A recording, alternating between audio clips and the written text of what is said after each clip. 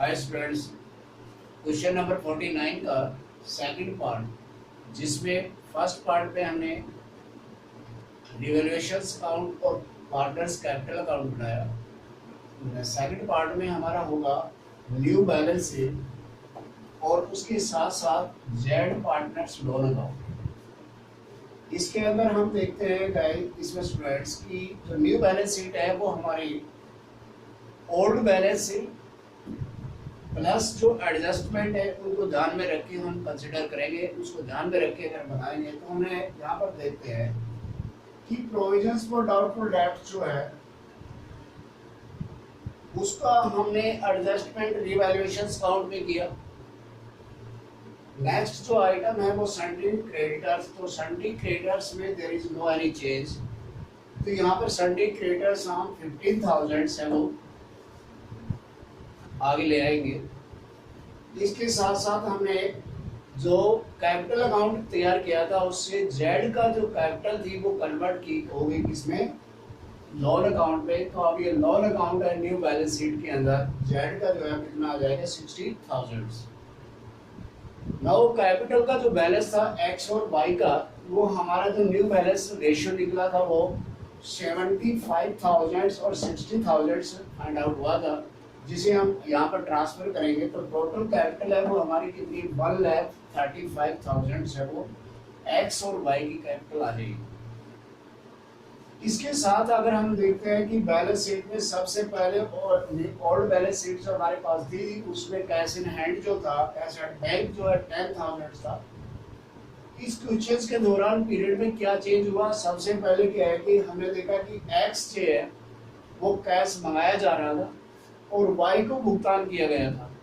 इसके बेस के ऊपर नेक्स्ट जो था एडजस्टमेंट में यहाँ पर at the time of retirement Z को जो लोन दिया गया था 9,300, तो इसकी एडजस्टमेंट करेंगे तो एक्स की अमाउंट को हम ऐड कर लेंगे और वाई की जो अमाउंट है उसको लेस करेंगे।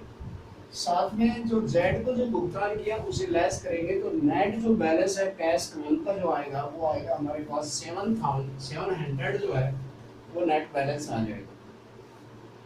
इस तरह से डेटर में देखा कि एडजस्टमेंट में ये कह रहा है कि जो प्रोविजंस को कंसीडर नहीं किया तो फ्रेश जो हमारे पास टोटल अमाउंट है 16,000 से है वो डेटर बैलेंस रहेगा, उसको हम यहाँ पर ट्रांसफर करेंगे।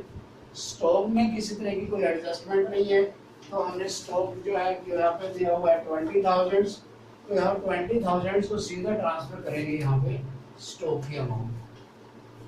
इसके साथ मशीनरी जो है वो यहाँ पर 60,000 पे दी हुई है, मशीनरी में किसी तरह की कोई एडजस्टमेंट नहीं है, चेंज नहीं है, तो यहाँ पर कितनी आ जाएगी 60,000।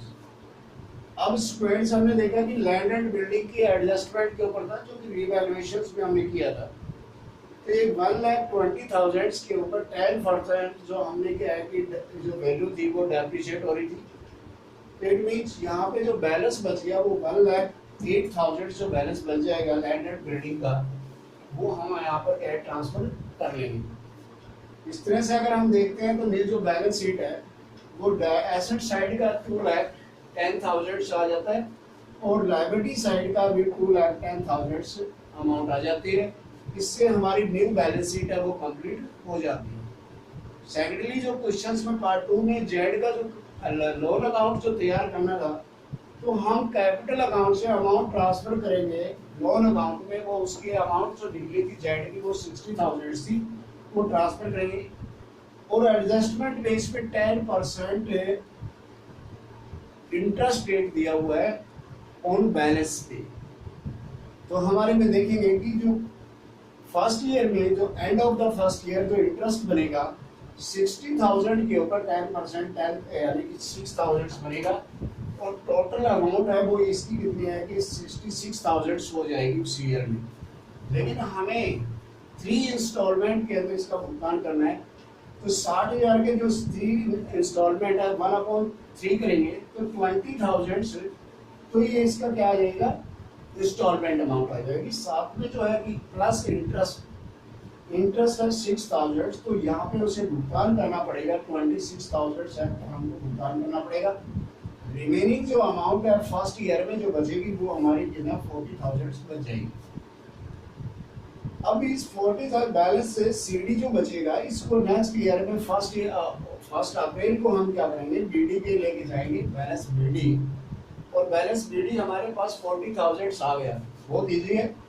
अब end of the year second year जो हम इंटरेस्ट कैलकुलेट करेंगे तो वो हमारा बैक 40,000 पे इंटरेस्ट कैलकुलेट होगा 10%, और वो हमारे पास कितना 4,000 आ जाएगा। अब इसका क्या है कि 31 मार्च को सेकंड ईयर में जब हम भुगतान करना है इसका, तो बैंक अकाउंट को करेंगे तो इंस्टॉलमेंट अमाउंट प्लस इंटरेस्ट, तो यानी कि 20,000 प्लस में 4,000 24,000 से वो हम भुगतान करेंगे, और इस तरह से सेकंड ईयर जो बैलेंस है वो कितना रह जाएगा 20,000 रह जाएगा। थर्ड ईयर की बिगिनिंग में जो बैलेंस आएगा वो उसका कितना हो जाएगा 20,000। End of the third year उसके ऊपर इंटरेस्ट कैलकुलेट होगा 10% एट 2,000, और end of the third year उसे टोटल भुगतान किया जाएगा बैंक के थ्रू 22,000 से भुगतान कर दिया जाएगा। इस तरह से मैं स्टूडेंट्स क्वेश्चंस बहुत ही इजी है, लेकिन लेंथी होने की वजह से आपको स्टेप बाय स्टेप आपको चलना पड़ेगा। सबसे पहले आपको रिवैल्यूएशन अकाउंट बनाना पड़ेगा। कैपिटल अकाउंट बनाते समय हमें देखना पड़ेगा गेनिंग रेशियो और जो है उसका सैटिस्फाई रेशियो क्या है, गुडविल की क्या है, पार्टनर की कैपिटल, गुडविल क्वेश्चन में दी हुई है या फर्म की गुडविल दी हुई है। अगर पार्टनर की गुडविल दी हुई है तो हमें फर्म की गुडविल कैलकुलेट करने की जरूरत नहीं है, और सीधा हम क्या है कि गेनिंग रेशियो के हिसाब से उसको एडजस्ट कर सकते हैं। लेकिन फर्म की अगर एडजस्ट गुडविल दी हुई है तो हमें पार्टनर्स की गुडविल निकालनी पड़ेगी, और उसको फिर क्या है कि न्यूज़ जो रेशियो जो है उसके बेस के ऊपर जो गेनिंग रेशियो आएगा उसके हिसाब से उसको एडजस्ट करना पड़ेगा। उसके बाद में हमारा क्या है कैपिटल अकाउंट बनता है, फिर उसके अंदर लोन अकाउंट तैयार होता है। तो मेरे को उम्मीद है कि ये कंसेप्ट आपको क्लियर होगा। Thanks, have a nice day.